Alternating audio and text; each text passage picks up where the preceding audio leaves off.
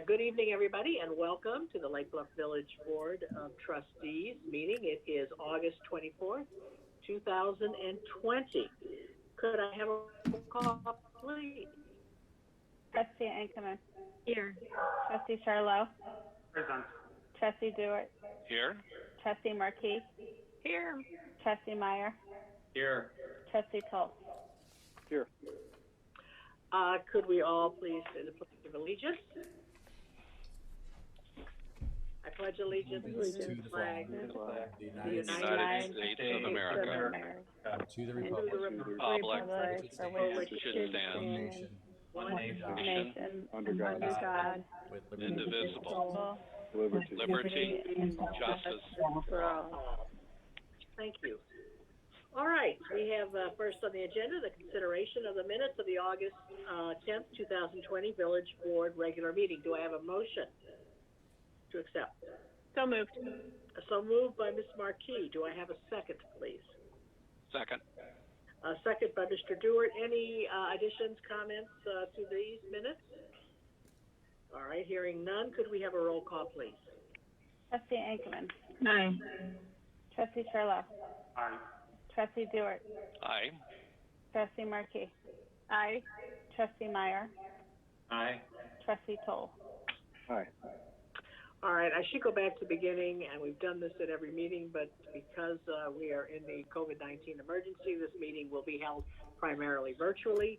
As required by law, at least one representative from the village will be present at Village Hall. The virtual meeting will be simulcast for members of the public who do not wish to view the virtual meeting from another location. The boardroom can accommodate 13 people, including members of the public body and village staff, while maintaining the 6 feet of social distance between individually required by Executive Orders 2020-43. Accordingly, the opportunity to view the virtual meeting at Village Hall is available on a first-come, first-served basis. Members of the public may view and participate in the meeting via online at recommended, which is at lakebluff.org/virtual meeting, or they may dial in at 312-626-6799 and when prompted. Okay. Additional instructions are in the meeting packet following on the agenda. It also will be live streamed at lakebluff.org channel 19 and broadcast live on Comcast channel 19. All right. With that said, we will go back into non-agenda items and visitors. We would like to allow anyone who would like to speak tonight on anything that is not on tonight's agenda. We would like to address the Village Board of Trustees. We limit everyone to a maximum of 3 minutes. Do we have anyone that would like to speak this night on an item not on the agenda? Doesn't appear to be. Nobody's raising their hand. But if somebody is dialed in, we have 3 people that are calling in right now. I know one of them doesn't plan on speaking yet, but the other 2, if anybody wants to speak now, please raise your hand.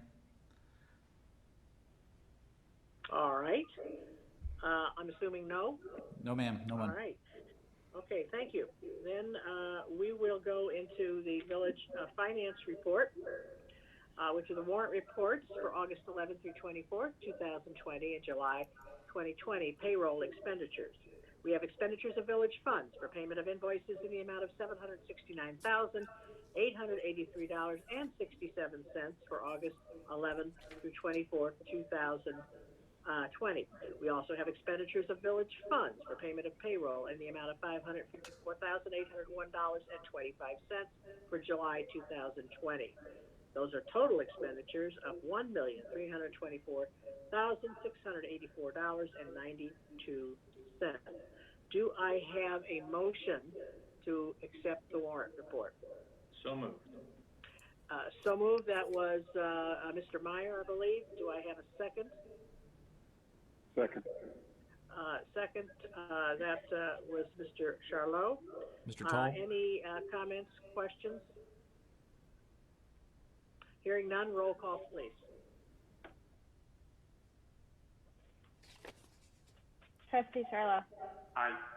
Trustee Dewart. Aye. Trustee Marquis. Aye. Trustee Meyer. Aye. Trustee Toll. Aye. Trustee Ankerman. Aye. Trustee, that's it. Madam President, if I may, Yes, yes. during preceding the meeting, I had conversations with all the board members. Two of them had asked about one of the expenditures on the warrant list that was just approved, and payouts to Nettle Creek Nursery, a contractor to the village who is working on the Forest Cove and Moffett Ravine Stabilization Project. Jeff Hansen, would you please give an update on that project and maybe kind of how we got to this point? Because this was a project that was awarded at the end of the calendar year last year. But Jeff, could you give an update to the board, please? Yeah, that's been under construction for about 3 weeks. There's probably a week and a half left. We awarded this in the fall to take care of the situation that Glenn is showing us now, where our storm pipe had kind of exploded. They intended to do the work early spring. It was wet. It rained all May, and then we couldn't get them back in June, but they came in July. So yeah, now Glenn is showing us the pictures of what it looks like today. Back to the old one. But they're making good progress. They've made a road down to the bottom in that spot you're looking at to deliver stone. They've got massive piles of stone, as you can see there. And the intention of that stone is to stop sediment behind it and raise the bottom of the ravine to stop erosion and stop the sides from falling in. So things seem to be going well. Just another week and a half probably, and they will be buttoning up the stuff at the bottom and trying to restore the slope with some native plants. Okay, thank you for that. Any comments from trustees? Okay, hearing none, we'll move on to the July 2020 financial report. And do I have a motion to accept that report? So So moved. moved. Okay, so moved. That was Ms. Ankerman, and second by Mr. Toll.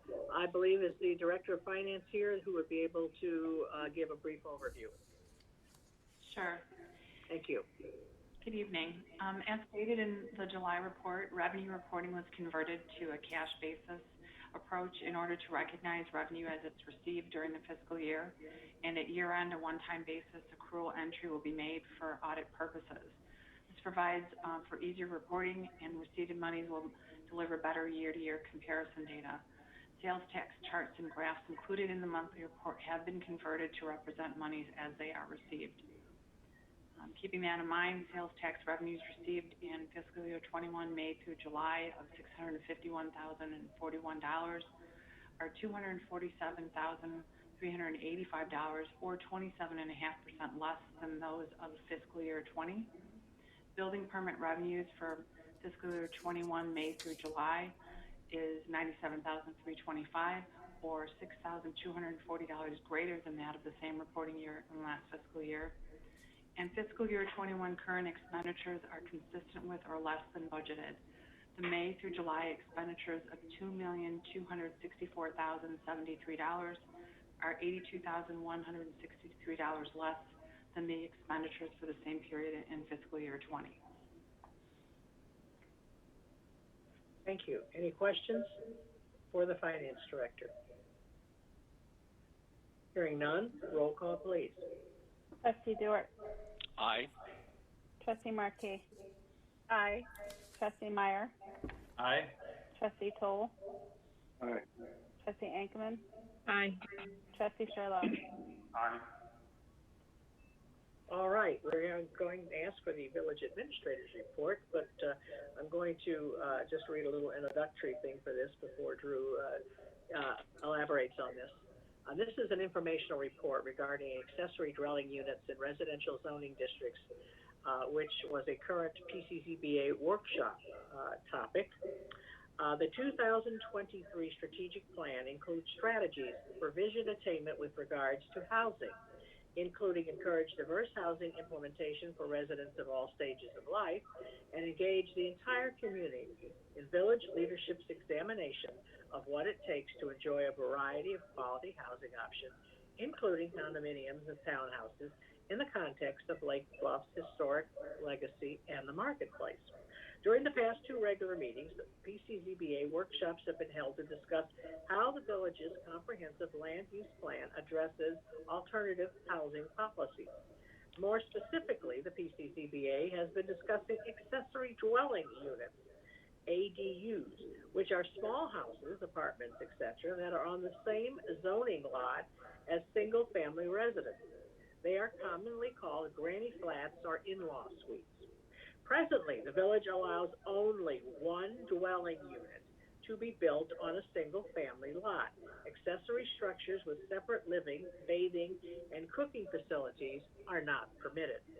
As some of you may recall, in 2016, the village created a separate pathway to allow pool houses with heat, light, and bathing or shower facilities to be constructed upon receiving a special use permit.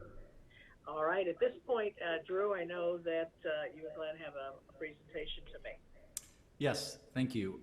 So I'm just going to tee this topic up and turn it over to Glenn, but this is a topic that has come to, I will say, come to the forefront for just a handful of reasons, one of which is, and it was included in the memo, we had received an idea, if you will, of a project to take place on the eastern two lots of Block 3 by those owners, the Trombley family, who were looking at a new single-family residence, which also included a granny flat above a garage that was alley fed off of Evanston.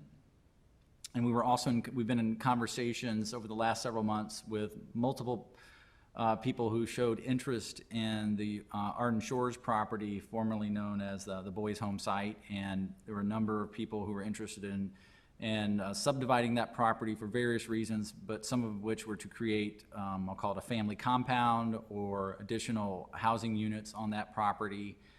And at the same time, the village is, as an entity, is always striving to keep the conversation going in the community, as was provided there in the cover memo that President O'Hara just read, describing how the village's strategic plan, the 2023 plan, calls for the village to continue to pursue a conversation with the community and studying what diversified housing looks like in Lake Bluff. So that's I guess that's how this journey began. Glenn, if you want to go ahead and go to the first slide. So what's going to happen right now is Glenn's going to give a brief overview of the village's housing policies and where we get to take some guidance with respect to those. Obviously, the village's comprehensive land use plan is the village's a blueprint of how the town should be developed from a land use perspective, and that document is a living document. It's been updated several times over the years, and it's currently being worked on by the Plan Commission Zoning Board of Appeals, and that's really how they're talking about this particular topic right now. The village also adopted an affordable housing plan several years ago that is also part of this in terms of informing housing choices and policies in the village. And likewise, the strategic plan document also helps inform these policies. So Glenn will cover those briefly and then talk about what are some opportunities to implement these housing policies. And then he'll talk about what the Plan Commission Zoning Board of Appeals have been discussing over the last several months and where they see this headed. And then we'll look to you all for some direction, and that direction can be as simple as this is intriguing or interesting, and maybe we want to have a special meeting or committee of the whole meeting to keep discussing it, and you certainly will do our best to answer the questions. But this is something that from a baked goods item, it's still in the oven, so to speak. So anyway, Glenn, you want to get started, please? Certainly, thank you. Good evening. So as Drew said, the village administrator said, we'll just briefly go over some existing plans. We'll talk about how those inform a framework for housing policy at the PCZBA, and then we'll talk about what the PCZBA has been talking about with accessory dwelling units. So really, this is the nexus of three plans. The first, our comprehensive land use plan, of course, is the foundation for all of our land use decisions here in the village. The most current revision, it has been revised, but the most current revision in totality, if you would, dates back to 1997. In there were three major housing goals. The first was that the village should promote orderly property redevelopment, rehabilitation, maintenance in a manner compatible with surrounding land uses. The second, which is omitted from this slide, deals with historic preservation, another subject the board has talked about lately. And the third, really the heart of this, is to encourage development of alternative housing options. And to be clear, in that plan, when we say alternatives, we mean alternatives to a traditional single-family attached or detached home. The second policy that this interacts with is the village has an adopted affordable housing plan. Back in 2005, the Affordable Housing Planning and Appeals Act came into effect. It doesn't apply to the village as a home rule unit, but essentially it asked many municipalities to develop plans to create 10% affordable housing in their communities. There's a formula that goes into that, but essentially if the number's easier, it's $1,820 per month in rent and utilities if you're renting, or in mortgage and taxes if you're a homeowner. So that's based on a middle income family, and 30% is the threshold for affordability as to how much you should be paying into where you live before tax. So the plan adopted meets those statutory requirements, even though we aren't required to meet them, and identified 5 sites for development. If you're curious, that's the Shore Acres site, 800 Green Bay Road, which is currently an estate. It's actually the home to a couple of these ADUs. Our R5 district, so a small residential area just north of the Central Business District where multifamily dwellings are allowed. The 10 acres east of the CLC Jawa water treatment plant, and then the Stonebridge development. If you're, again, also curious, the last time that the Illinois Housing Development Authority ran these numbers, we had 104 meet that affordability threshold out of about 2,100. That's about 5%, halfway to that goal. And finally, the plank, I think we're all familiar with. This board's 2023 strategic plan says that the board and the village will strive to diversify housing, to ensure choice, to balance supply and demand, to encourage diverse housing implementation, and to engage everyone in the discussion of what it takes to enjoy these variety of quality housing options aside from just single-family homes. With that in mind, the framework we're looking at with the PCCBA as we look towards the village's next comprehensive plan is really this. We have different strategies that you could use to realize new, maybe new alternative housing units, or maybe just housing that better serves a more diverse community. And at different times in the history of the 1997 plan and its lifespan, the village, I would say, has generally focused for a period on one of these at a time. So there are greenfield redevelopments, typical suburban, hundreds of houses redevelopments or less, but essentially taking virgin land and building as many houses you can put on it. There we're talking about the Arden Shores of the world, perhaps. We're talking about the Stone Bridges. We're talking about those acreages, the acreage east of Jawa. We're talking about certainly what may be thoughtful developments, but that are more and more a challenging development to build in the wake of the 2007 Great Recession, although certainly there are parts of the country where that's succeeding. We're talking about mixed use and downtown redevelopment. We're talking, for example, about Block 1 or Block 3. We're talking a bit more new about incremental infill. 15 East Washington was proposed essentially as a duplex development. If you look back at the file for that, it's interesting to see that our regulations make it very difficult to build even that. Last year, the village engaged in a missing middle housing conversation, which was around, here are all these very gentle transitions, your multifamily houses, 4 flats, bungalow courts, duplexes, ways that you can stitch in some different housing without, looking like an 8 or a 10-story building. And then the last 2 on this list are newer to the village. One is the idea of accessory dwellings, which I'll talk about in a moment. And the last I'll note for completeness is universal design and visitability.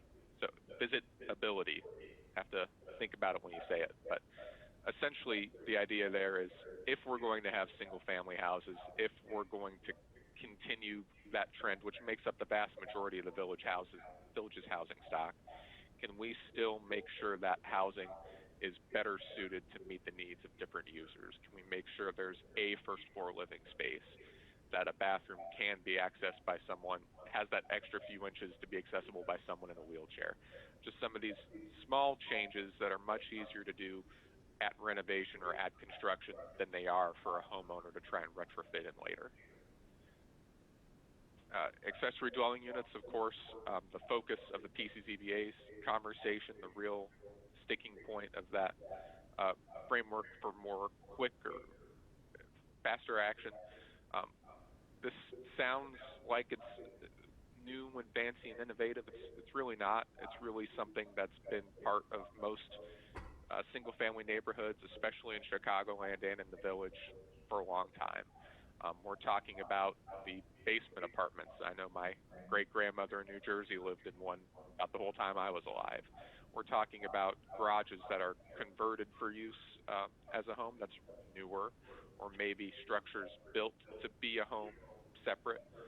We're talking about second-story units that you walk up to. We're just talking about what is right now. You can build additional bedrooms and an additional bathroom as part of your house. You can give it some privacy, but you can't really house, say, an elderly parent or a student with a great deal of privacy or comfort necessarily. And these structures give you the chance to do that. They also potentially give you the chance, as we think about how to accommodate many different types of families, they give you the chance to have some rental space on your property.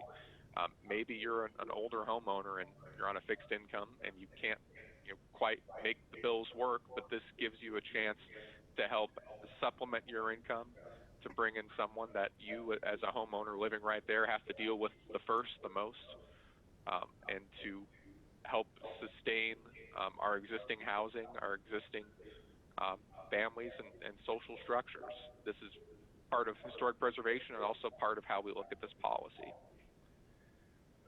So we brought this framework discussion to the PCZBA in July, as well as a discussion of accessory dwelling units. I would say there was some good interest.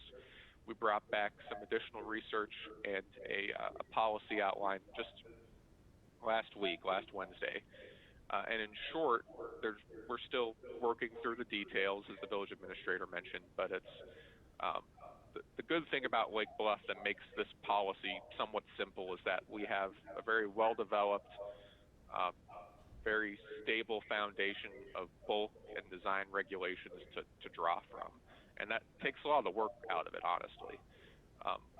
The proposal we're looking at with the Plan Commission is essentially, if you have a house and you have the bulk available, you can have an accessory dwelling unit, one to a lot. We'll use the village's existing bulk regulations to determine how they look and how big they can be, again, with some minimum and maximum sizes to keep them as an accessory. The only exception to that principle is that in the village, accessory housing, or excuse me, any accessory structure to a house can only be 17 feet tall. And so if you're building a two-story structure, it's very hard to fit that into 17 feet. You get 7 to 8 feet, some rafters, 7 to 8 feet, you're over the line. And so we have a little bit of relief there just to encourage good architecture, sloped roofs, things that go well in our residential neighborhoods. And then finally, as I mentioned earlier, the proposal, at least at this point, would allow rental to others.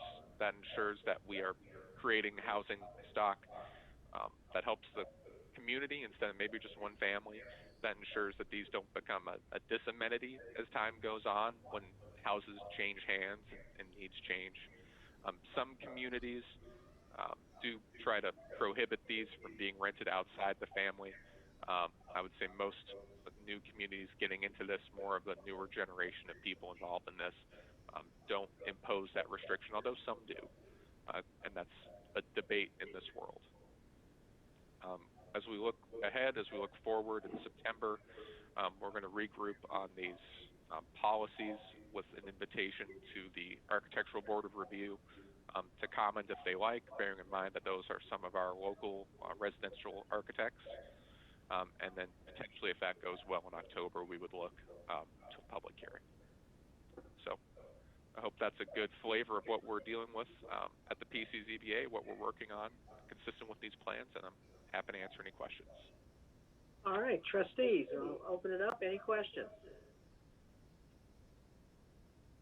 I had one comment. There was a set of plans that were included to reference for a potential in-law suite over the garage.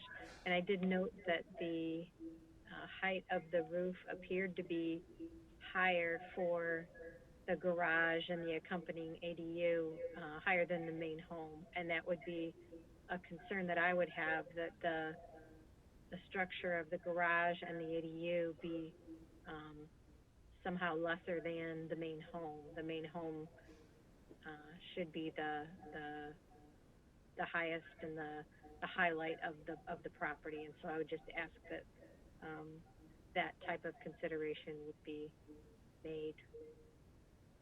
Okay, thank you. I would agree with that. Yeah, I would second that as well, particularly in areas of Lake Bluff that have a significant number of single-story ranch homes. I think it would be consistent it would be inconsistent to have an ADU that was at a height greater than the prevailing height of the rest of the primary residence.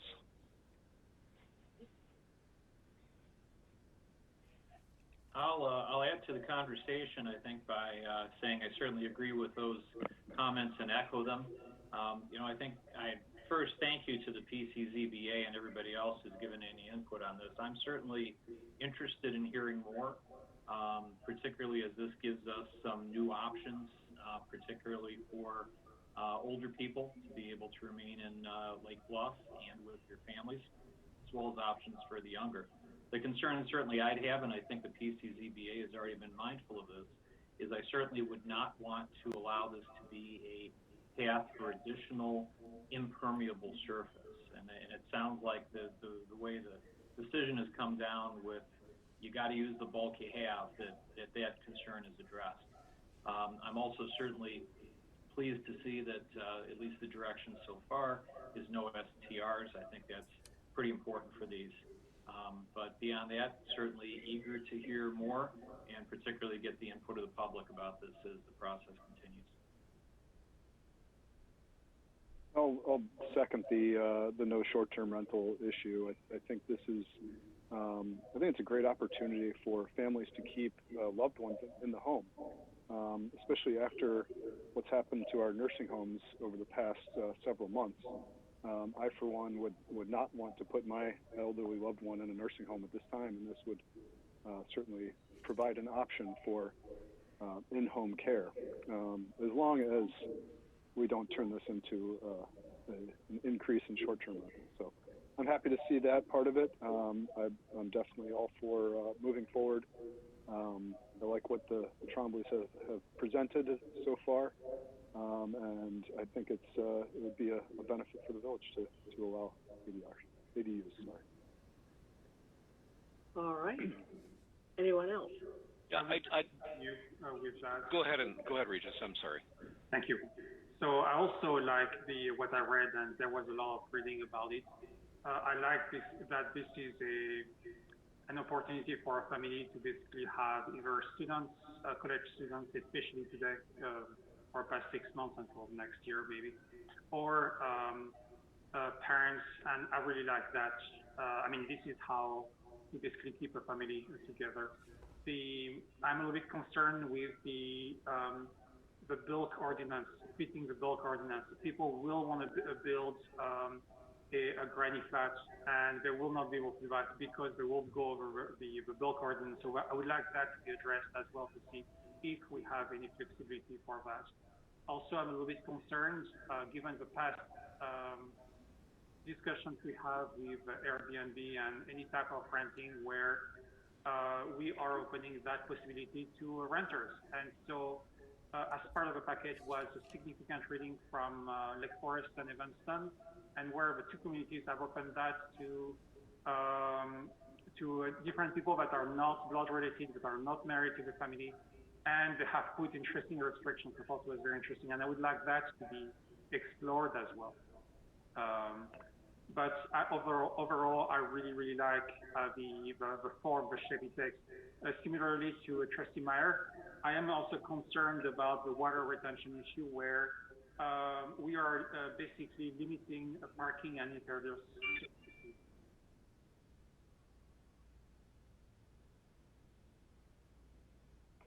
And I'm done. Okay, thank you. Go ahead, Joy. Thank you, Mark.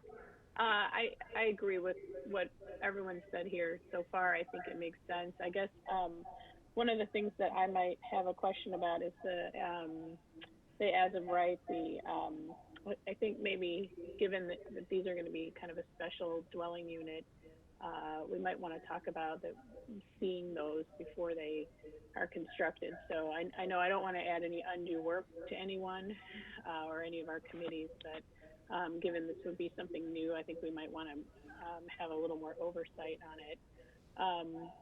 I love the idea that it ties into our strategic plan and it gives people some other opportunities for dwellings within the community and could help our residents in that way. So pretty much everything everyone said, all the other trustees that I agree with, I think it's a great plan, and thank you, Glenn, for all your work on this. Mark, you wanted to add something?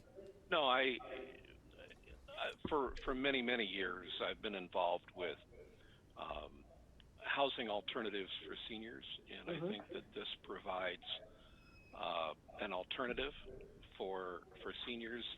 Ultimately, the goal is to find ways for seniors to remain in the community, to remain involved, to continue to be involved in members of their churches or civic groups, garden club, women's club, those kinds of things that are really important to seniors as they age in place.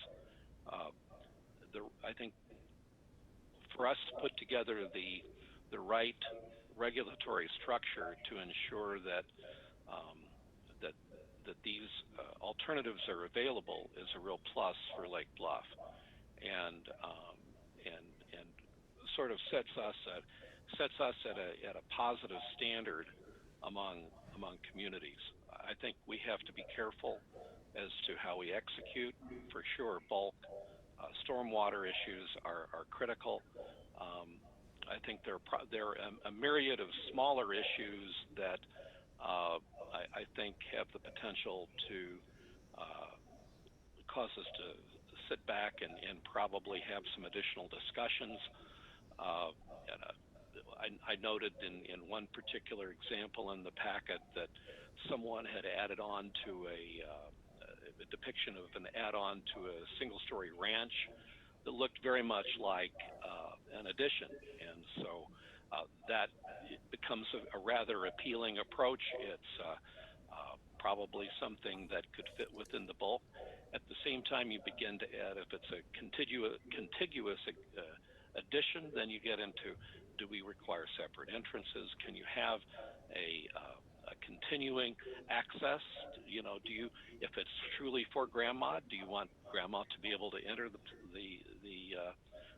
primary residence as well as, or does grandma have to go through the outside? As strictly speaking, as an ADU, I think at first blush you'd say, well, we probably are looking at this as a standalone structure. But those are the kinds of things that we'd want to consider, and potentially things for open discussion. I'd certainly be willing to support further broad discussion on this, whether it's in a COW, whether it would be in a working meeting with the PCZBA or the Architectural Board, or all three of it, in order for us to be able to share, commiserate, and to get this right, and avoid kind of give us a chance to work through this together, so that when it comes to formal approvals by each of the commissions and the village board, we are all on the same page. And I think that that would be a plus for us here in the village. Does anyone else have anything they'd like to add? I have one comment. Sure. I was wondering if we could have a conversation about incentivizing the accessibility issue at the time that the ADU is created, because as was mentioned in the presentation, adding width to doorways and things, it's easy when you're doing that initial planning, but it's difficult to do that retrofit sometimes. And so if we somehow incentivize when the ADU is brought to our attention, the accessibility issue with, making it so that a wheelchair potentially could be using these facilities, it may not be something that the homeowner uses right now, but in the future it adds that type of housing to the stock, and it may be that the homeowner is going to benefit from that. Thank you. Actually, some really interesting points and good conversation. I agree that this needs to be continued in a very robust discussion, which includes everyone. And I would like to have and I will direct the administration to set up a COW.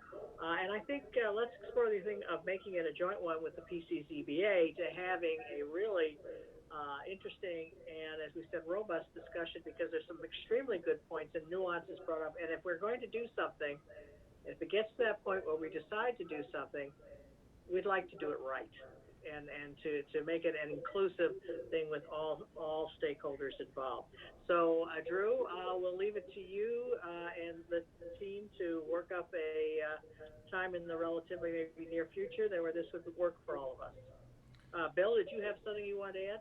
Yeah, Kathy, one other comment, and this is really, I addressed this with Drew, it's really a question to get some data, and that's the issue of impact on the expense of our services. So if we have what are essentially perhaps, two people or 2 units of people living on one lot, does the additional tax assessment for the extra square feet provide sufficient revenue for the extra services that may be provided, or should we have an impact fee in this situation? And I think we don't know what the data is on that. I'd certainly be curious about the data, as that is another thing for us to consider. If essentially, there's now 2 residences on one lot, how does that impact our budget? Good point. And I think all of these things, why we need to look at this carefully and take as long as we need to do this, because this has been kicked around, as we've seen, since 1997, and I think it's worthy of a really serious discussion, and hopefully some really good things can come with this. So thank you all for that. All right, the village attorney's report. President O'Hara, if I may? Yeah. Just two things really quick to follow up on that. So we'll put together a plan. I suspect it would be something that would follow the PCZBA's meeting with the ABR, so they can collect that data and further that conversation, and then maybe come to the village board and we can do a COW with them or a separate meeting with them. How's that sound, just off the cuff? That sounds very good. I think that Okay. All the trustees would welcome that. Okay. And have a joint discussion. Okay, one more thing, if I may, that's with not, everybody to hear everybody's viewpoints. one more thing that's not on the agenda I'd like to do is, we have been very blessed to have some very wonderful interns for the village. We actually picked up another one from Lake Forest College, despite them not meeting in person or having classes in person. School continues to move forward. We met with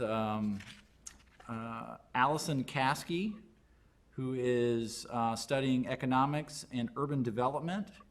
She lives in New Lenox, not unlike Sam, who's coming from Burr Ridge. People are willing to drive, worth the drive to work in Village Hall. But she is interested in community development, economic development, and local government. She is a rising senior, and her work with us will be unpaid, but she will experience a multitude of riches, I'm sure, working with you all and others. But we're excited to have her on board. Allison, you're on the call. Would you please say hello to everyone? Yes. Let's see. Hi, everyone. Hello. Like Drew said, I am a rising senior at Lake Forest College, and I am sincerely looking forward to experiencing local government in this way. So thank you for taking me on for the semester. Welcome. Allison, we welcome you. We're very happy to have you. We think you'll be a great addition, and you're working with some very, very fine people. And so we are looking forward to see how all this year works out. Thank you. Thank you. Okay. Anything else, Drew? No, ma'am. Okay, sir. Thank you. Village Attorney's report. Just very briefly on the Stonebridge Not hearing litigation. anything. Oh, please. Can you hear me? Yes. On the Stonebridge litigation, our hearing on all of the motions to dismiss will be on September 8th in Lake County Circuit Court. So we'll report after that is over as to the outcome. Other than that, I have no report tonight. Well, thank you. That's good information. Appreciate that. All right. We then have the village president's report, and I am going to ask again for a motion to extend the declaration of civil emergency. Just to briefly highlight that again, on March 18, 2020, we issued a declaration of emergency for the village of Lake Bluff related to the COVID-19 emergency. The declaration, among other things, provided that physical fitness facilities and membership sports and recreational clubs must close. The village may enter into contracts for emergency purposes of goods and services. The village administrator may implement emergency staffing protocols pursuant to the village's respective collective bargaining agreements, and directed village officials and employees to cooperate with other governmental agencies. Subsequently, the village president has issued on April 23rd supplemental order requiring the use of face coverings in the village. Similar request was imposed statewide on May 1st by order of the governor. The village president has the authority to issue declaration and any supplemental orders pursuant to the enabling provisions set forth in the Lake Bluff Municipal Code. In the original, with Illinois statutes, the declaration lasted only for a period of 7 days, unless it was extended by action of the village board, which did occur on April 18th, March 18th, April 13th, April 22nd, May 11th, May 27th, June 22nd, July 13th, and July 27th, and August 10th. So I'm asking again for a motion to extend the emergency powers declaration until the next village board meeting. Do I have a motion to do so? So moved. That was, and I've got a little garbled on that one. Who was that? Trustee Dewart. Oh, thank you, Trustee Dewart. I appreciate that. In a second. Second. Trustee Charlo. Do I hear a second? Trustee Charlo is the second village president. Thank you. My screen's freezing up a little bit. That was seconded by Trustee Charlo. Mr. Charlo. All right. Thank you. We have a roll call. I'm sorry, Marcia. Could we have a roll call, please? Trustee Markey? Aye. Trustee Meyer? Aye. Trustee Toll? Aye. Trustee Ankerman? Aye. Trustee Charlo? Aye. Trustee Dewar? Aye. Okay, thank you very much. We have acceptance of the correspondence, and all correspondence was delivered to the Village Board of Trustees in informational reports on August 7th and August 14th. Do I have a motion to accept the correspondence? So moved. Okay, so moved. I think that was by Ms. Ankerman, and second was that Markey. Ms. Markey? Trustee Markey? Yes. Thank you very much. Thank you. Roll call, please. Trustee Meyer? Aye. Trustee Toll? Aye. Trustee Ankerman? Aye. Trustee Charlo? Aye. Trustee Dewar? Aye. Trustee Markey? Aye. All right. We now have item agenda 11, which is a resolution authorizing the execution of a construction contract with Alpha Paintworks Incorporated of Chicago, Illinois, and waiver of competitive bids for the Village of Lake Bluff 2020 fire hydrant painting project. Do I have a motion, please? So moved. So moved by Mr. Toll. Do I have a second? Second. Second. Second. Second. Okay, and I have an idea. Trustee Markey. Second was Ms. Anchorman. Thank you. My screen is freezing up just a little here every so often. I'm sorry. All right. Any comments or questions regarding this? Let me read this. Let me read the description first, please. I forgot.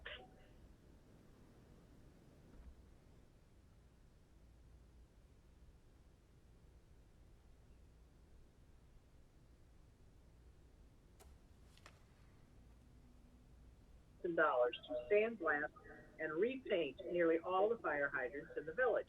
It's estimated that 475 hydrants in the village will need to be repainted.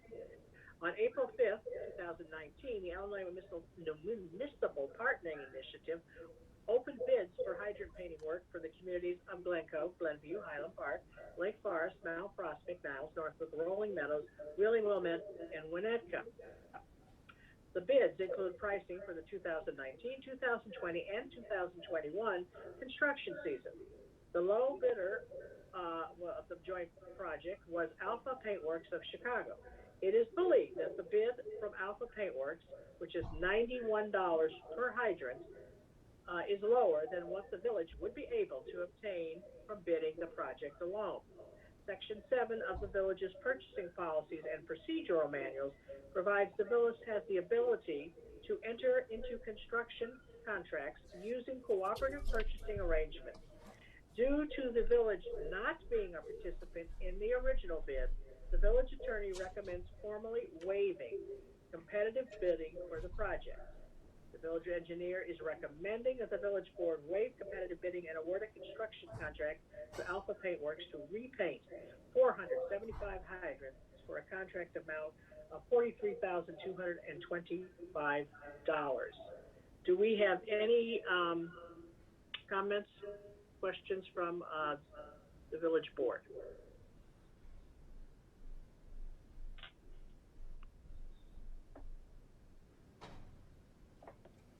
None?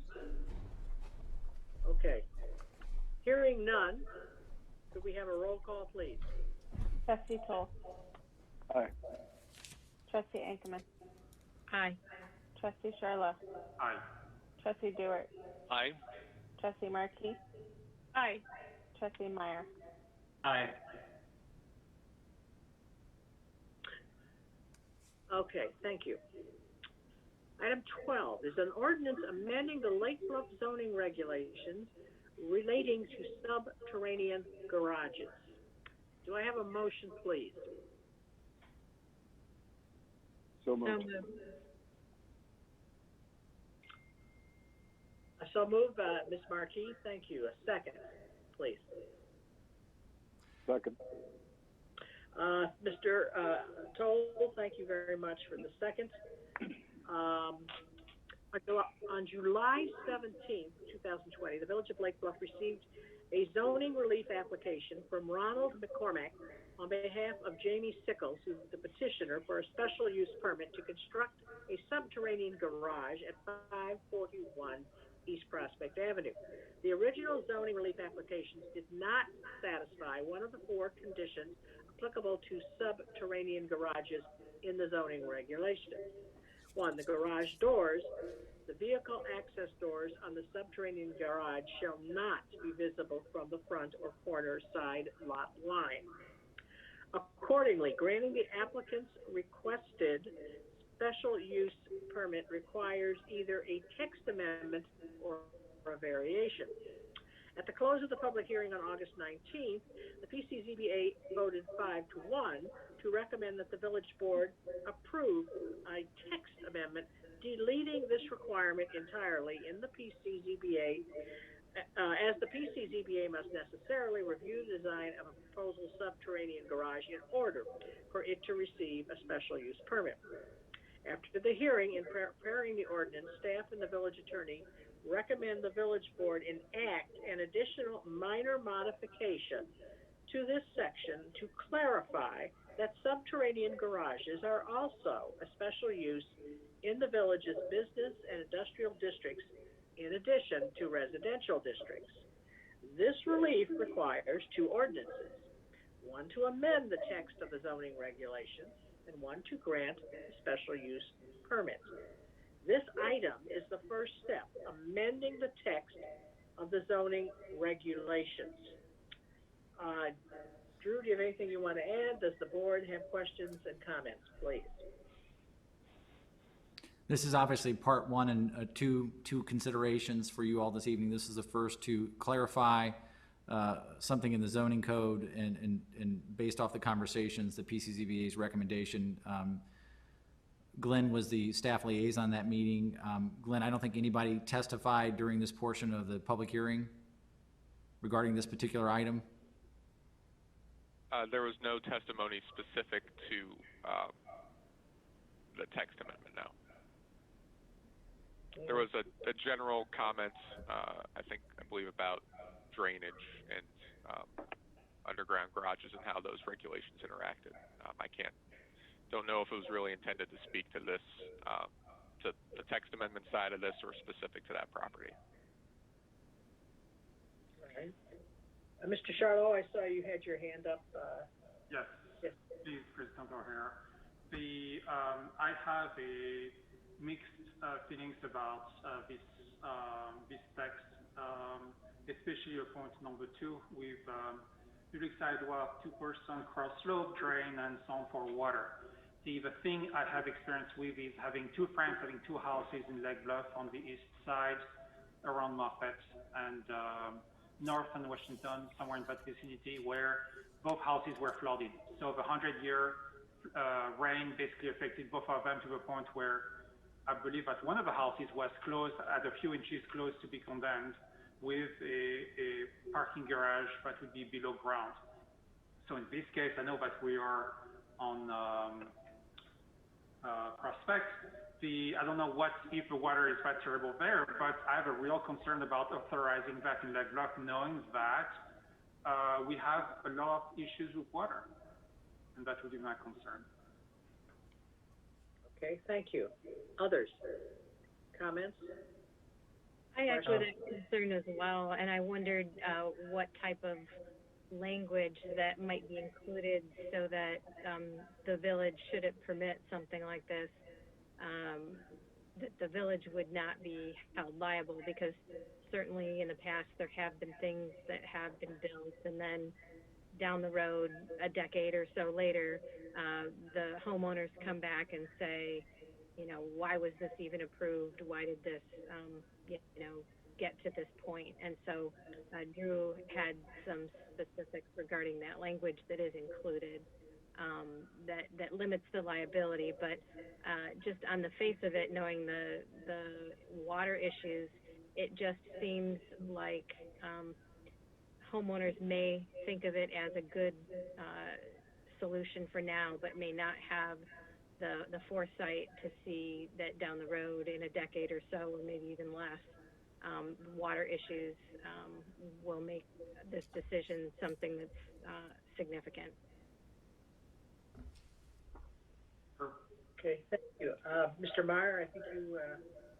Yeah, I wanted to raise, in addition to the issues of the water, which I think are certainly very well taken, I did want to just raise one additional potential life safety issue about this particular project. I note that there's a 3-car garage, and that's accomplished by having a tandem or nose-to-tail set up for 2 of the cars. And what we end up with is there's a corner of this basement, obviously with house above it, in which there's a car, and with it a large gasoline tank and such that is really kind of isolated in a corner. And I have the concern of, if there's a fire that arises in relationship to that third vehicle, the issues of whether that poses a particular danger, particularly given that, for the fire department to access and put out a fire that might be related to that third vehicle, there would now, in the case of an emergency, be two other vehicles potentially in front of it. And I raised this with Drew, and Drew did point out that our current code requires that there be a heat detector in that garage area, and certainly that would give an alert to the occupants if there was an issue with that third vehicle. But I do remain having the concern about having a vehicle in such a tight space underground, blocked by two other vehicles. And at least one of my questions was, will there be a sprinkler system over this? Beyond making the observation, I don't know what else to say of it. It's something that concerns me. I'm not an architect or a fire expert, but I just wanted to raise the issue for discussion that it seems something that would give me pause if I were the person either constructing this or looking at buying this house, for example. I'd have to say that I'm particularly concerned about drainage as well. And Regis had pointed out the 100-year rain, and I recall that it would be 2 winters ago, 2 Januaries, 2 Februaries ago, we had a significant amount of rain on top of ice. And I would be concerned that the drain, if the drain was covered or occluded by ice, and it was a huge rain. I know someone very close to us who took several inches of water in their basement because of some drainage issues. I'd be particularly concerned about the ability of the system to be able to remove all that rainwater and whatnot. And I'm particularly, as a prospective homeowner, there are some valuable features the homeowner is planning on doing in that lower level. And boy, I'd hate to see us facilitate something that could be such a heartache. The other thing that occurred to me as Trustee Meyer was talking about the garage space and confined spaces of any kind below living space like this, I'm thinking, and I'm going to put Trustee Toll a little on the spot here, if I might. When we're building, when we're designing a structure to have parking beneath residential space, there are building and architectural design considerations that I'm sure are taken into hand. One of the things that just occurred to me as Trustee Meyer was talking about is buildup of gas. Bill, you mentioned something about a gasoline tank, and I would be concerned about potential buildup of fumes or anything else like that. I don't know, this is not my area of expertise, but without some sort of ventilation system or anything else like that, if something like that would be prudent in these particular circumstances as well. Obviously, we have several homes that are built in this way here in the village already, but this particular situation, we're really putting one automobile in a very confined space away from the garage door and away from what might be typically sources of ventilation and air exchange. So maybe I see Mike is up here. Aaron, maybe you have some input on this too.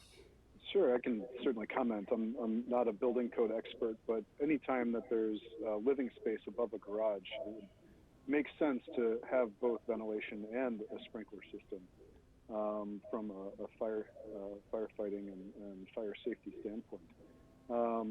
Having said that, I think there are risks that can be mitigated with some of the things that we've talked about with ventilation and sprinkler systems. I'm not sure that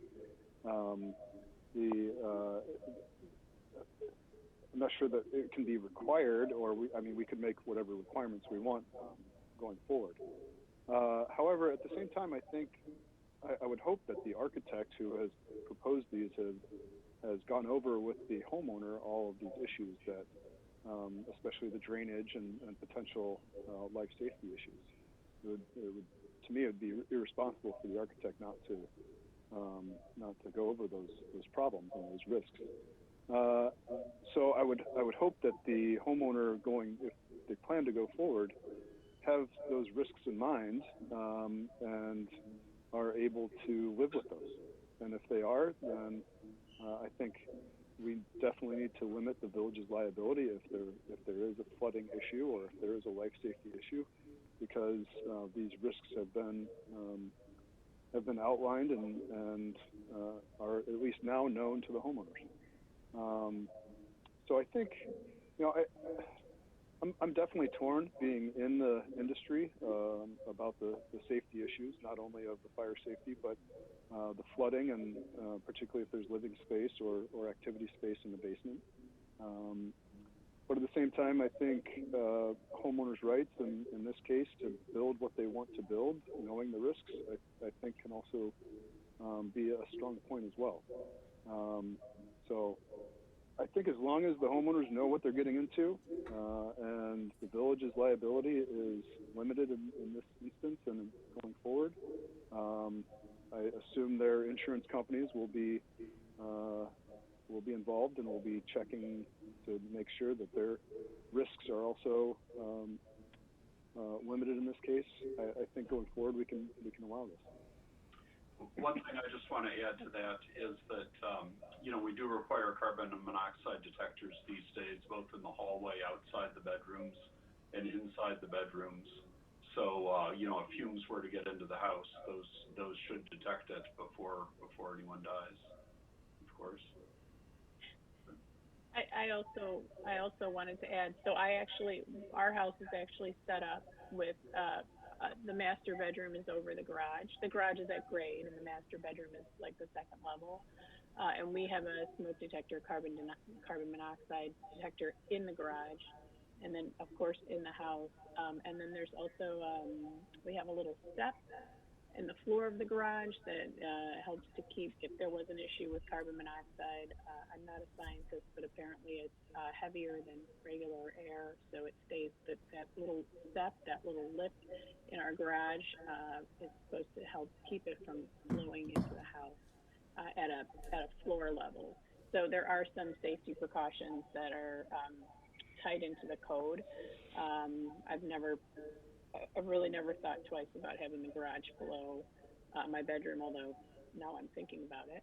I did want to share, I have the same concerns about flooding and some of the safety issues, although my safety issues for me are a little lessened because I do live in that kind of a situation. My concern was a little more with just the look of this from the street. I would ask that if they go forward with this design, that we see a little more of a detailed drawing of maybe the landscaping that they plan to put around the driveway on the walls, the retaining walls. I'd like to understand how they're going to landscape that to soften it and make it look from the street a little nicer. My preference would be that garage was around the side of the house, but I know they don't have the space in their lot line to do that. So I just wanted to bring that point up. Anyone else have anything they would like to add? President O'Hara, if it'd be okay, I know that on the call with us is the project manager, Ronald McCormick, as well as the engineer working with the petitioner, Mike Bleck. I think it'd probably be beneficial if you all heard from them to address some of these concerns in terms of eyes wide open and what they're headed into. That's all right? Certainly.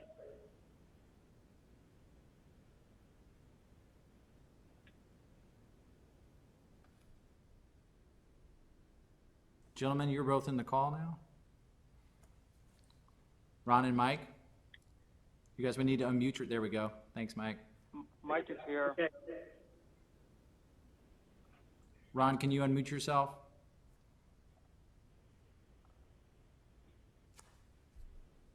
Okay. There we go. You can hear me all right? Yes. Mm-hmm. Yes. Thank you. Appreciate the opportunity to speak with you. I'm Ron McCormick with McCormick and Etten Architects, the architect record for the project, working with the owner, Jamie Sickles, who unfortunately wasn't able to attend tonight because she's traveling. But we certainly are eyes wide open about all of the concerns that you've expressed tonight.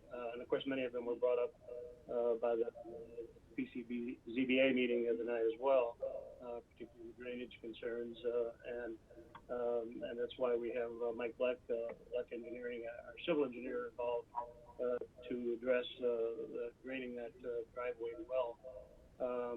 One thing not maybe mentioned or understood is that we will be doing a snow melt system on that driveway, which will keep it thawed out and non-slippery and no ice during the winter. So there is that situation where you get to be there for ice. There shouldn't be any disturbance to the bottom of it. The garage itself, of course, subterranean garage. A tandem garage, first of all, is really not an unusual thing. It's very commonly done. Perhaps under a subterranean situation is a little different, but one car behind another is a very common thing, especially on narrow lots where you don't have the opportunity for a wide garage. The building codes certainly address the protections required for doing a garage under a house, be it below grade or on the first floor level. As one of the trustees just mentioned, living space above a garage is very, very common. You're certainly required to have a 1 hour fire separation and fire door.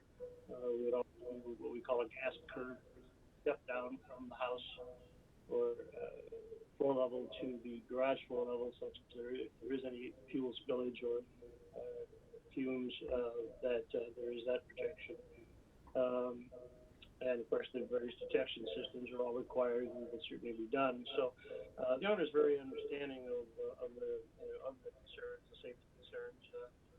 A 3-car garage is very important to her, and she's willing to invest in this property to try to accomplish that if she is allowed to.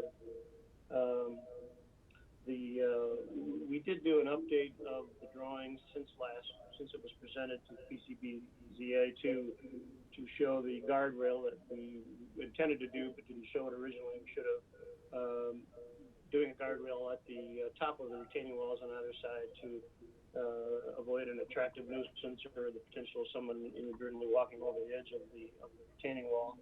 And we put it back about 2.5 feet or so from the wall, such that we can landscape between that guardrail and the wall itself, so we can do some nice plantings and perhaps vines that would go down over the wall. The construction of the wall would be a concrete retaining wall, which is needed structurally, but we would do a natural stone veneer on it, so it looks very nice. We're not just talking raw concrete; it would be an attractive natural stone texture. And they have certainly are working with landscape. A couple different landscape people, actually. I'm not quite sure who the final choice is, but we're doing some major re-landscaping of the whole property, both rear and front yard. Mike, did you want to add anything about the drainage system that might be helpful? I can speak to it a little bit. So naturally, we were concerned about drainage to the garage door. So the first thing we did was limit the area that's tributary to it by establishing a sidewalk elevation that will prohibit the water coming down Prospect from going down the driveway. So really, we've narrowed the trib area down to just what's falling out of the sky above the driveway. And next, we were concerned about tying into the city storm sewer by a gravity sewer, because if the city sewer is surcharged, we didn't want that to be a low point on the system where it could back up to the garage. So we've isolated it by going with a pump. And what we've recommended to the owner, and she's on board, was going with a duplex pump system. So there's two pumps. So the pumps can alternate. One time one pump will go on, the next time the other pump will go. If you lose a pump, you still have a backup. And so we've also discussed with the homeowner that the primary source of power would be ComEd, but that's not always reliable. So she's agreeable to putting in a natural gas generator. So we've got a small tributary area to the garage door. We've built in redundancy on the pumps and on the power. So in terms of belt and suspenders, I think we're doing everything that we can to reduce the risk of water in her garage. Okay, any questions for these gentlemen? All right. Thank you. At this point, Kathy, I just had one question about the water, the movement of the water. Are we making sure that's not going to impact the neighbors? Well, it's the driveway is no different than it was before. Basically, it's just pitching down towards the garage door rather than pitching out towards Prospect. So in terms of impervious surface, it's not really changing anything. Okay. Joy, were you asking where the water was going to be exhausted? Yeah. It sounded like there was a little bit of a change in how the water, right in the beginning when Mr. Black was talking, a little bit of a change in how the water was going to be moved. I just wanted a little clarification on that. Yeah, it's okay. There's a 15-inch storm sewer in the North Parkway of Prospect, so we would be connecting to that. Currently, what happens now is that the driveway just sheet drains out onto Prospect and gets into the storm sewer that way. Okay. What we would be doing is connecting right up to it. Okay. Jeff Hansen. Okay. Anyone else? Regis, do you have a question? Yeah. Yes, I listened to the engineers and the architects' concerns, design very closely. I would like to highlight that the two garages I mentioned both had two different powers, two different pumps, 80 driveway leading to the garage, a 6-inch bump at the top to prevent the water, and both got flooded. So I'm very sensitive to property rights following Trustee Toll, but I'm still very concerned about the design. This is Mike speaking. I can speak to that. I understand, and I don't know how those systems were designed and what they designed them to. We set the sidewalk up a foot above Prospect, and we would be sizing the pumps to handle the 1% storm, the 100-year storm. Mm-hmm. So, I guess it all depends on how the systems are designed and what you're designing to. Thank you. Jeff Hansen. I'm sorry. I was going to have Jeff Hansen talk about his review of the stormwater plan, if that would be helpful. And Jeff, could you also address that 100-year storm event, if that's the new storm event or the previous one? Your second question, Drew, we don't have detailed design calculations at this point. I think they're waiting to get a yay or a nay from the board before they go through all of that. One thing that wasn't mentioned that I will add to this property's benefit is that immediately west of them is the Union Church, where they just finished their new home 2 years ago. So that common lot line to the west has been regraded to keep all the water on the church property, and they have a new drainage system with the retention pipe. So that really limits the odds of that property overflowing into this property and making more water go down into this lower area. But the final design drawings are not complete yet to get into specific details. Okay. Does anyone else have a question or a comment?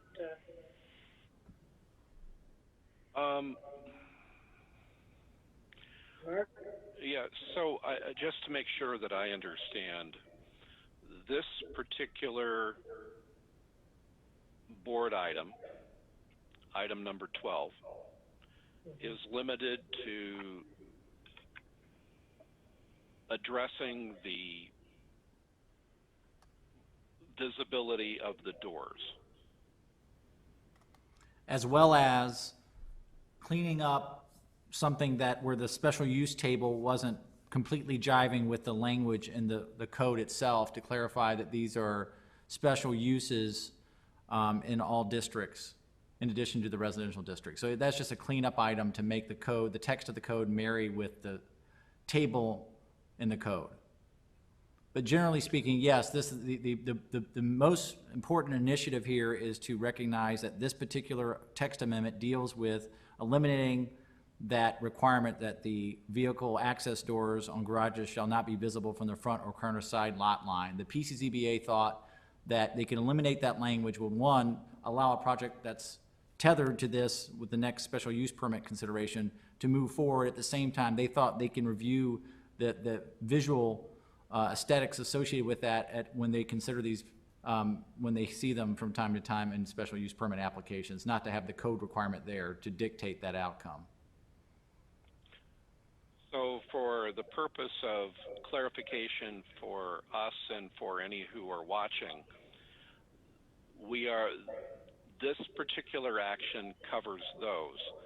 The second action, which we would contemplate, talks to the actual implementation, specific implementation of how the subterranean garage would be implemented at this particular address at 541 East Prospect. Is that correct? It'd be awarding a special use permit to complete the plans pretty close to what's been assembled to date for 541 East Prospect. Okay. Anyone else? All right, at this time, we will have a roll call vote. Well, there's been, just to be clear, this is first reading and first reading. This is definitely first reading, yes. Roll call, please. Trustee Ankerman. Aye. Trustee Sherlock. I'm very conflicted. Nay. Trustee Dewart. Aye. Trustee Markey. Aye. Trustee Meyer. Aye. Trustee Toll. Aye. All right, 5 to 1, it passes first reading. We will go on to the next piece of this, agenda item 13, which is an ordinance granting a special use permit for the property located at 541 East Prospect Avenue to permit the construction of a subterranean garage. Do I have a motion, please? So moved. So moved by Mr. Toll. Do I have a second? Second. Second by Mr. Dewart. This would be for first reading approval. On July 17th, the Village of Lake Bluff received a zoning relief application from Ronald McCormick on behalf of Jamie Sickles, who is petitioner for a special use permit to construct a subterranean garage at 541 East Prospect. At the close of the public hearing on August 19th, after following considerable debate, the PCGBA voted 4-2 to recommend that the village board approve the special use permit. The dissenting members expressed concern that aesthetically, the special use permit would have had an undue adverse effect upon the character of the area. The PCZBA recommended that, as a condition of the special use permit, that the applicant's sole expense provide no greater than a 4% slope along the public sidewalk adjacent to the subterranean garage driveway, subject to the approval of the village engineer. Provide the public sidewalk with a 2% cross slope to drain to the street through the width of the driveway. At the applicant's sole expense, regrade the parkway to the vicinity of the improvements to provide positive draining from the sidewalk to the street, subject to the approval of the village engineer. relocate a proposed emergency generator from the side yard to the rear yard and provide soundproofing measures. Promptly restore property affected by the construction activities required above. Specifically, the village attorney recommends that in the event that the construction related to the subterranean garage disturbs any adjacent or nearby property, the applicant shall restore such property within 30 days to the satisfaction of the village building commissioner.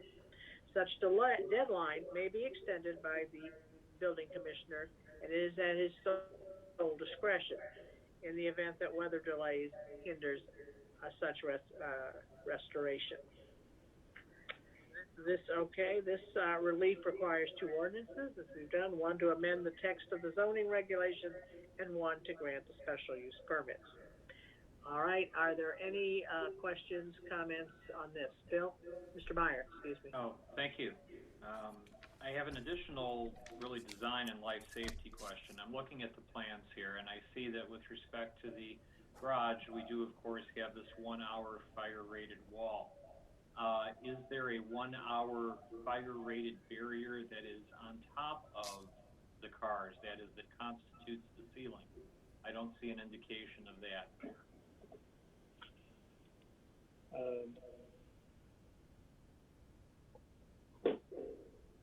Am I able to respond to that? I'm not sure if I'm... Yes, please, go ahead. Yes, yeah, definitely. There would be a 1 hour fire rating horizontally and vertically, completely isolating that garage from the residential portions of the house. That's a code requirement. Okay, thank you. Other questions? Was I right in hearing earlier that Jeff said that we haven't actually seen the final engineering drawings? Jeff? That's correct. Yes, I believe that's correct. Is that correct, Jeff?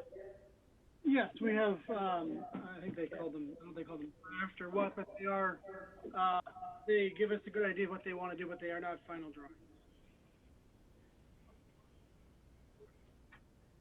So if we approve tonight, I assume we'll have the final drawings for second approval.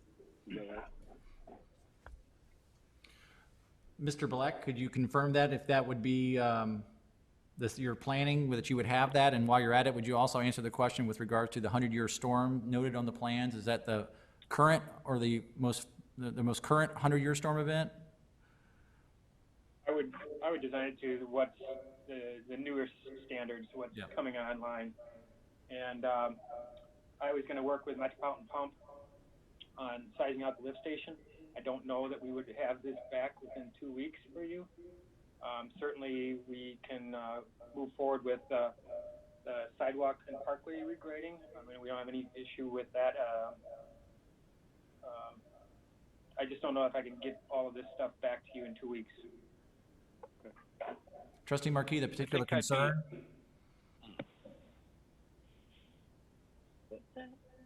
I was asking if the particular concern with the plans, or was it a curiosity if the plans would be done by the time this would be second reading would take place, or if it was just a specific concern with regards to the engineering or stormwater issues that you had?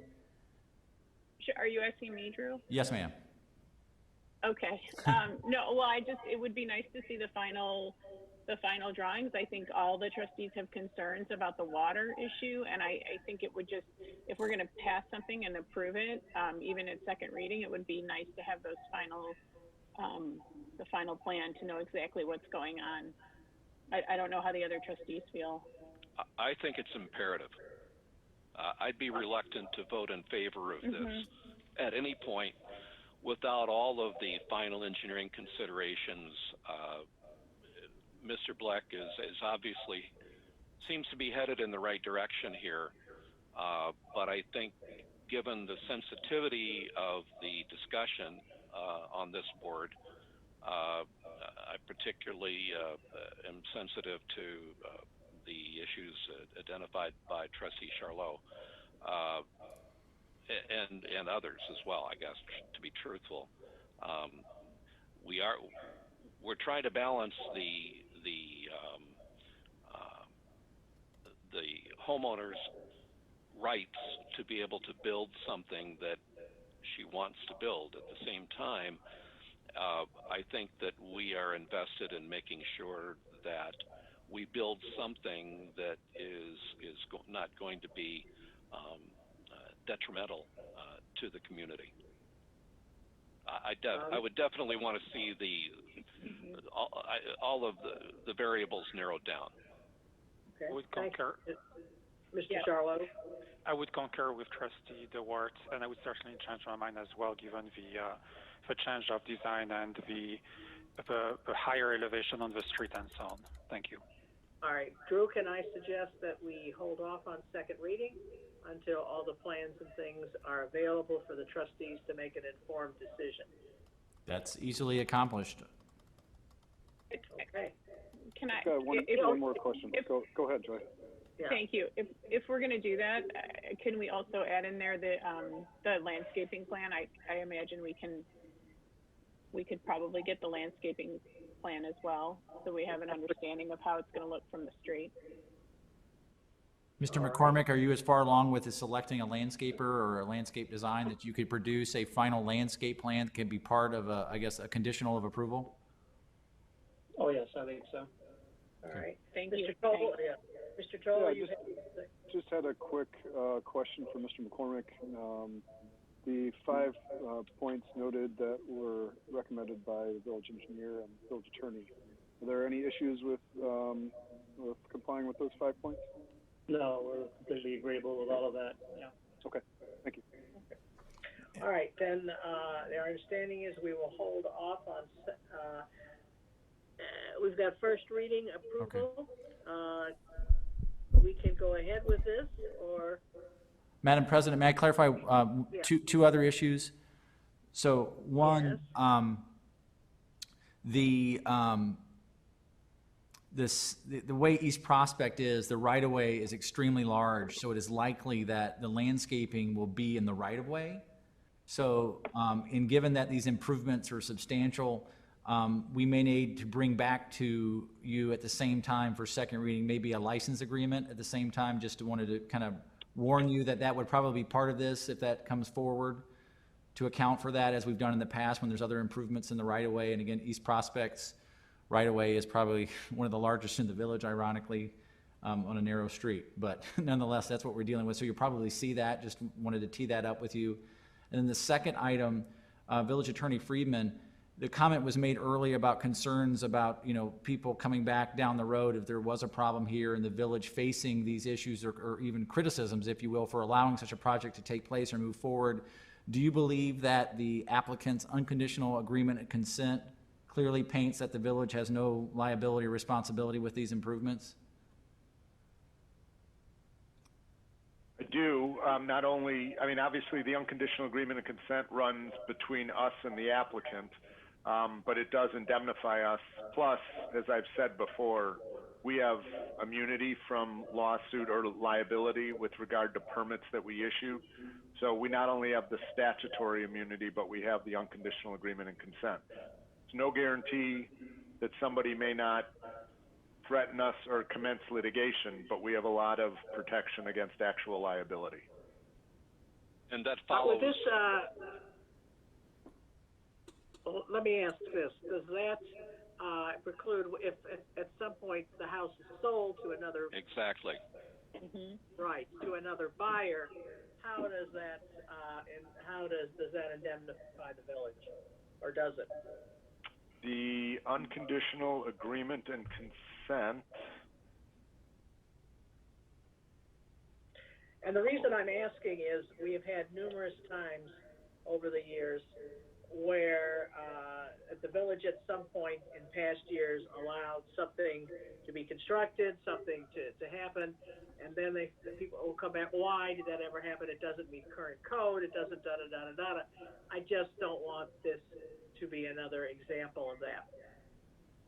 Right, the unconditional agreement of consent is with the applicant. It does not run with the property. It would be difficult to make that run with the property, because obviously a future owner isn't the one who applied for and received the special use. But the applicant remains regardless of whether the applicant sells the property, that indemnification to us remains, regardless of whether the applicant owns the property. What happens to the... I'm sorry, go ahead, Mark. Yeah, what happens with the special use permit when the property changes? Must that be renewed with the village, or yeah, special use permit runs with the property because that's a structure that's been built on the property. So that obviously, once we give zoning relief that allows a structure to be built, then the right to maintain that structure pursuant to that relief goes from property owner to property owner, runs with the property. So how do we, is there no way to add the covenants that we have to run with the permit? Everything that when you say covenants, everything about the special use runs with the land. The actual unconditional agreement and consent that Drew was talking to is an exhibit, and that is between us and the applicant because we don't know who's going to own the property next. No, I guess, and this is obviously as a non-lawyer, but there's no way for us to tie that indemnification to the property as opposed to the individual, I guess is the bottom line, is where I'm coming from here. In other words, that this would perpetuate itself if this owner were to choose to sell and move 10 years from now, and the new owner comes in, wherein this indemnification to the village would follow, as opposed to leaving us sitting flat in year 12. Yeah, so I think there's an issue there because we would not have anything in writing between us and the new owner. We have something in writing between us and the applicant with regard to the indemnification. The other thing, we'll never be flat here because we always retain our immunity from liability. But I'd have to think a little bit more about whether or not we could make an indemnification run with the property. Let me make another observation here about indemnity, and this is kind of the combination of a legal point of view and a practical one. The indemnity only has the value of the creditworthiness of the person who gives it. So I think that's another important thing for us to consider. There is no magic to indemnity. It is only as good as whatever the assets and creditworthiness are of the person giving it, whoever that current owner is, and even if it could run with the land, whoever the future owner is. So certainly, I think this line of discussion started with Kathy's question, which I think is a very good one about the questions about this in the future. Peter, I do understand about sovereign immunity. I'm also an attorney who has defeated sovereign immunity, at least in one case. So I'm not crazy about this thing. Certainly, let's see what the complete plans are. I remain having not only the drainage issues, but the life safety issues. This seems to be something that is, I certainly want people to have their property rights, but and to be able to execute on their houses as they would really like to have them, but balanced against that, there's certainly issues important as a community of life safety and of drainage. And I will have to bring up, and I don't know if it's the right analogy or not, but I do have concerns when I think of our recent discussions over the past year of the Boardman Court issues, where the house was allowed to be built, not in there was a 3 feet leverage difference, which has caused huge drainage issues, not only for that house, but for the street and everything else. And we're looking at potentially huge cost as well as the homeowner to try to rectify that. I don't know if that is a good analogy, but I am concerned that I'd like to have our liability, our indemnity buttoned down as much as possible before we begin to grant these types of special use permits. We've been caught before. So to that end, if it's appropriate, Drew and Kathy, I would ask Peter to explore any other wording, any other approach we might use to enhance the village's position in this. I think that's a very good idea. Thank you. I would ask him to do the same. We are now here. Is anyone else? Oh, Joy, I'm sorry. I just had one more question for the architect. Is the homeowner open to any other design? Is she 100% tied to this design? Or, I mean, I'm sure you explored lots of different options. Is there any other design that keeps the garage at street level? My client is very strong-headed. She knows what she wants. I frankly have tried to sell her on a few other ideas, such as a lift within the garage to get down to the basement level and not dig out the driveway. She just does not want to do that. She loves the look of this. She is completely vested in it, and I cannot dissuade her. So maybe you can, but not me. I've tried. All right, thank you. Thanks. That raises a follow-up question I have. Is the tandem, in this particular situation, is the tandem garage setup possible at grade level? No.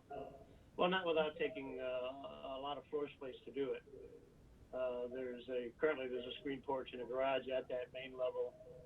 She's wanting to turn those into an office and another living space above this garage. Okay, but to answer my question, it is possible to have a tandem garage arrangement at grade level. Is that correct? It would be, yes. Okay. Thank you. All right.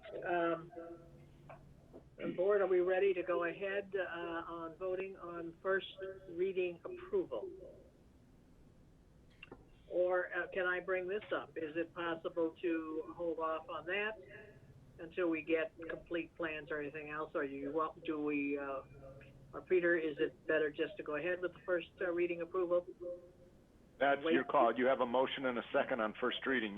There could be a motion to defer it, or you could vote on it, which does not bind anybody with regard to how they vote on second reading. I move to defer. I second Trustee Dewart's motion to defer. I think as commentary, well, go ahead and acknowledge that, and I'll comment. And let's do that to a date certain, if we know, Drew. That would be Mr. McCormick, right? No, Drew's looking at September 14th. All right, Mr. McCormick, would you all be ready by September 14th?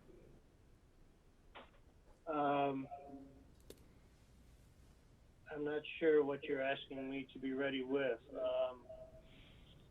I think I think Mike Black has already indicated he probably can't make that date from his end. All right. On my end, I have some coordination to do with the pump manufacturers, and then we've got to get the generator sized out properly. Those are the two probably be longer lead times on my end. The sidewalk stuff is something that we can come right out of our office where I have a lot more control over that. I'm not confident with Labor Day weekend and that coming up that we would get this to you in time where you guys be able to. Drew, could we then delay it till the 28th would be the next meeting in September? September 28th.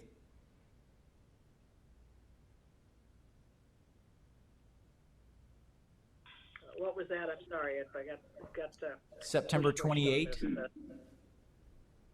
September 28th. Okay. Mr. McCormick, Mr. Black, would you be prepared at that time to come up to answer fully all the trustees' concerns? Yes.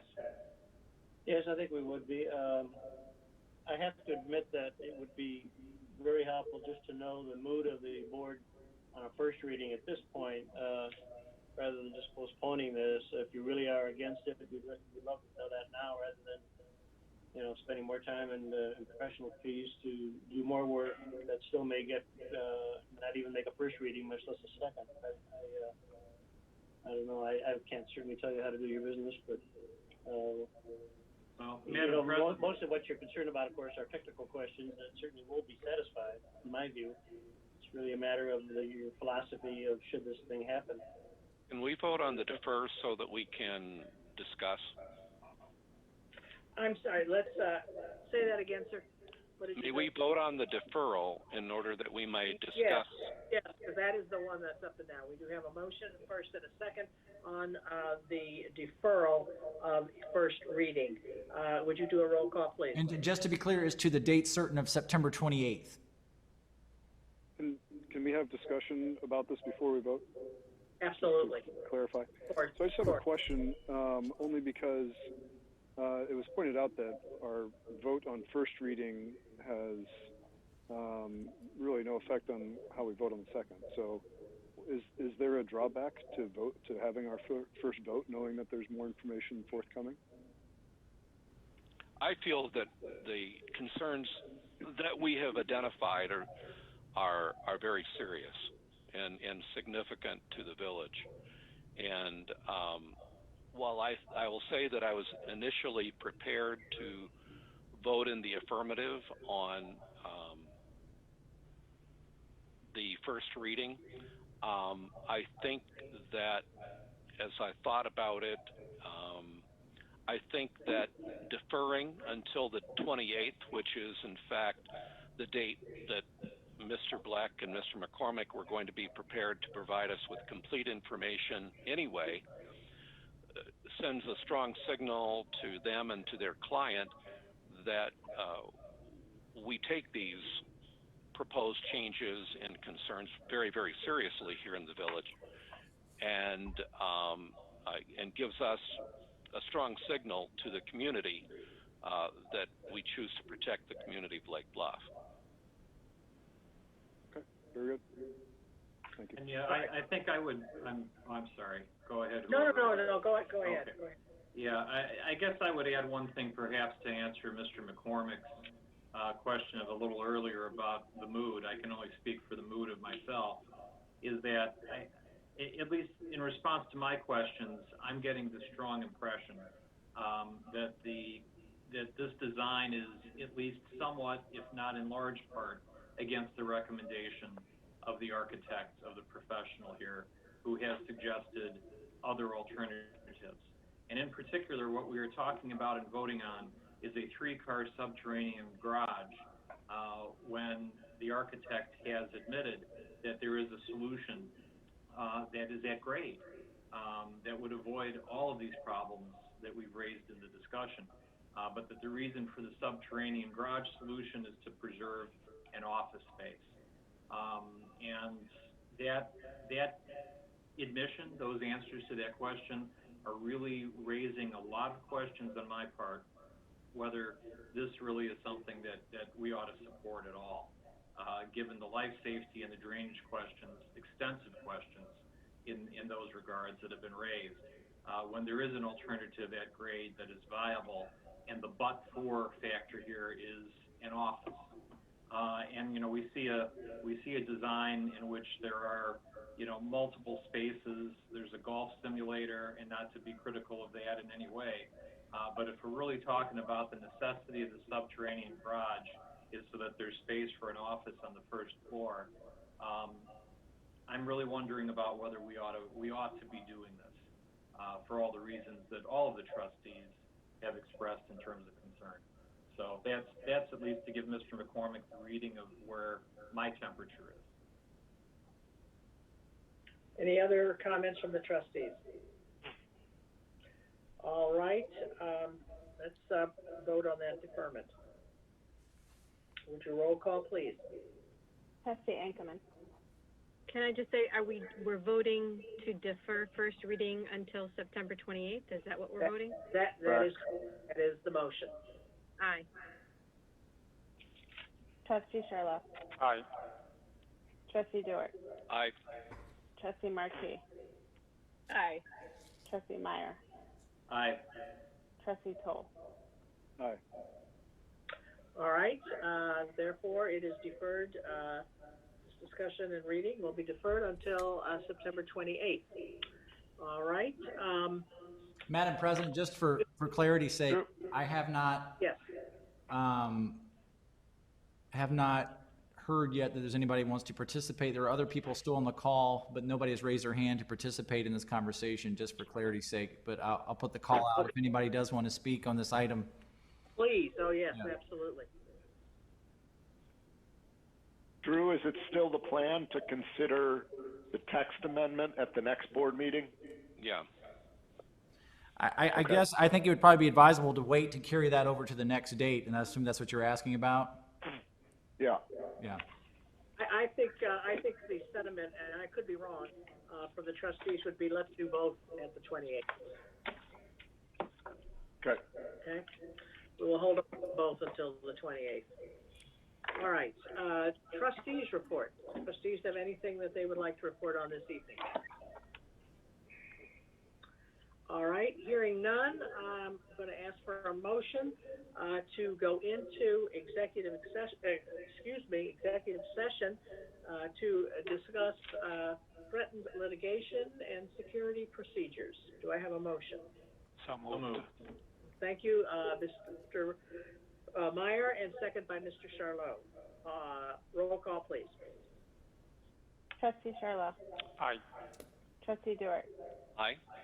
Trustee Marquis. Aye. Trustee Meyer. Aye. Trustee Toll. Aye. Trustee Ankman. Aye. Okay, we will now go into executive session. I believe we have another Zoom number to follow for that, don't we? Yes, ma'am. Okay, we will all sign off on this at the moment and then go into another executive session. Is that correct? That's the procedure? Yes. Okay. That's correct, ma'am. Okay, thank you very much, everybody. Goodbye.